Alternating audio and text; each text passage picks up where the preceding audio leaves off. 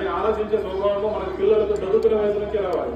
అది వస్తేనే మనం కూడా ఎదుటివాడికి ఏదైనా అపకారం చేయాలంటే మనం ఆలోచిస్తాం.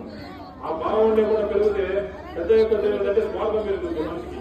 మన సెల్ఫిష్ అనమాట. మనం బాగుంటే చాలు, పక్కన ఇల్లు కాలిపోయినా మనం బాగుంటే మన ఇల్లు బాగుంటే చాలు. ఈ తత్వం అనేది తగ్గిపోవాలి. మన రాష్ట్రం బాగా డెవలప్ కావాలి. దానికి నా వంతుగా నేను కృషి చేయాలని చెప్పేసి మనం కంపల్సరీ కనుక్కోవాలి. ఎవరికైనా కానీ విద్యార్థి, నేను 100 సార్లు చెప్తాను, ప్రతి విద్యార్థి లైఫ్ కానీ స్టూడెంట్ లైఫ్ కానీ ఒక్కసారి లైఫ్ లో వస్తుంది. ఎందుకంటే నాకు ఒక్కసారి వచ్చింది, ఎవరికైనా ఒక్కసారి వస్తుంది. మీకు కూడా ఇప్పుడు 10th అయిపోయిన తర్వాత మళ్ళీ లైఫ్ మళ్ళీ రావాలంటే రాలేదు, ఇట్లా వచ్చి కళ్ళు ఆడాలంటే ఆడలేదు, ఉయ్యాలు లేదు.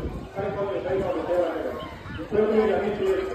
అందుకనే నేను ఏం చెప్తున్నాను, ఉద్యోగ లైఫ్ 9th క్లాస్ వరకు మా రేపు స్కూల్లో అన్ని ఎంజాయ్ చేయొచ్చు. 10th క్లాస్ వరకు వచ్చేసంటే అది కూడా ఒకవేళ కానీ ఏంటంటే పరిస్థితులను బట్టి, ప్రస్తుత సమాజాన్ని బట్టి మనం కూడా ఆ రేసులో లేకపోతే అదే ఒక పూర్తిగా చూపిస్తున్నారు కాబట్టి ఆ రేసులో మనం కూడా పాల్గొనాల్సి వస్తుంది. కానీ విద్యార్థి లైఫ్ అనేది ఆడుతూ పాడుతూ గడపవలసినటువంటి లైఫ్ 15 years వరకు ఎవరైతే చిల్డ్రన్ లైఫ్ లో పూర్తిగా ఆస్వాదిస్తారో, ఎంజాయ్ చేస్తారో వాళ్ళు పెద్ద అయిన తర్వాత ఖచ్చితంగా లైఫ్ లో సెటిల్ అవుతారు.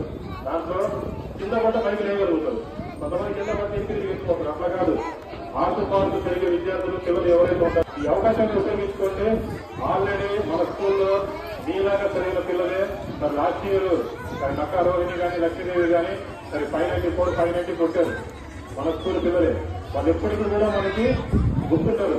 10 సంవత్సరాలైనా కానీ నక్కా రోహిణి కానీ లేకపోతే లక్ష్మీదేవి కానీ మీలాంటి పిల్లలే, మీలాంటి బాలలే. వాళ్ళు 5th క్లాస్ నుంచి అమ్మాయి లాస్ట్ వచ్చింది రోజు ఇక్కడికి వచ్చి మన స్కూల్ కి ఇంత మంచి పేరు తీసుకొచ్చారు. నేను ఒకటే ఈ చిల్డ్రన్స్ డే రోజు అనుకుంటున్నా, 10th క్లాస్ రూమ్ కి ఇక మీద నుంచి నక్కా రోహిణి 10th క్లాస్ అని ఉంటుంది.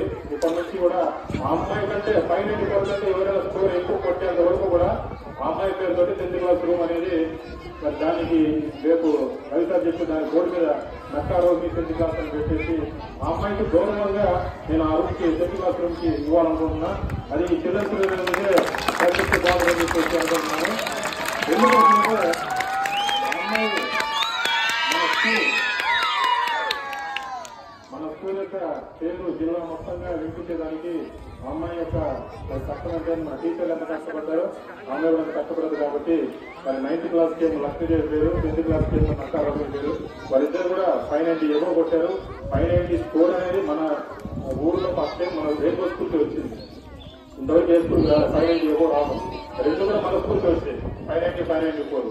కాబట్టి 9th క్లాస్ కి లక్ష్మీదేవి పేరు, 10th క్లాస్ కి రోహిణి పేరు వాళ్ళ పేరు పెడుతున్నాను.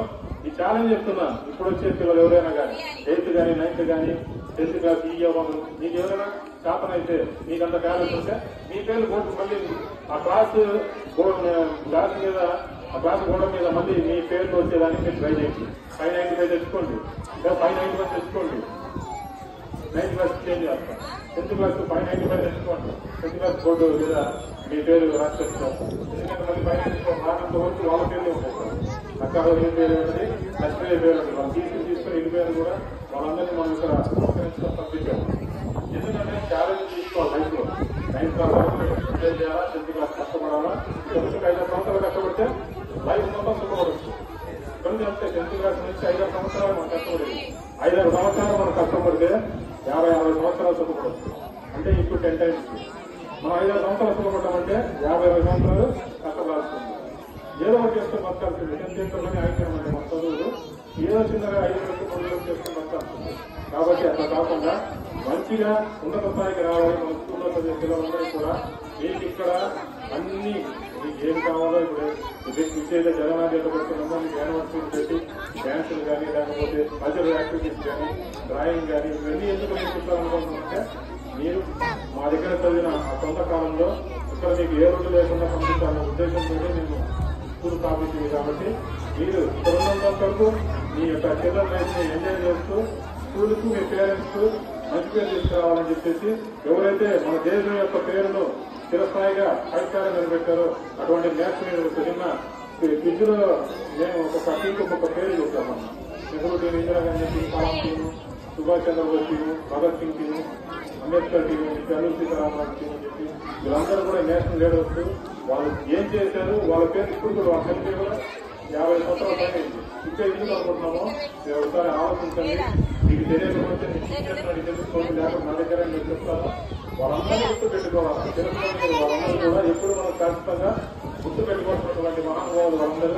వాళ్ళ అరవై కష్టపడి త్యాగం చేయబట్టి ఈ రోజు అందరూ మనం స్వతంత్రంగా బతకగలుగుతున్నాం. కాబట్టి మన తల్లిదండ్రుల్ని మన కీర్తిని ఎట్లా గుర్తు పెట్టుకుంటామో, మన దేశానికి గొప్ప కీర్తి తీసుకొచ్చినటువంటి మహానుభావులందరినీ కూడా ఎప్పుడు మనం గుర్తు పెట్టుకోవాలని చెప్పేసి చిల్డ్రన్స్ డే సందర్భంగా మీ అందరికీ కూడా మరి హ్యాపీ చిల్డ్రన్స్ డే చేసుకుంటూ నాకు అవకాశం ఇచ్చినందుకు ధన్యవాదాలు తెలుపుతున్నాను.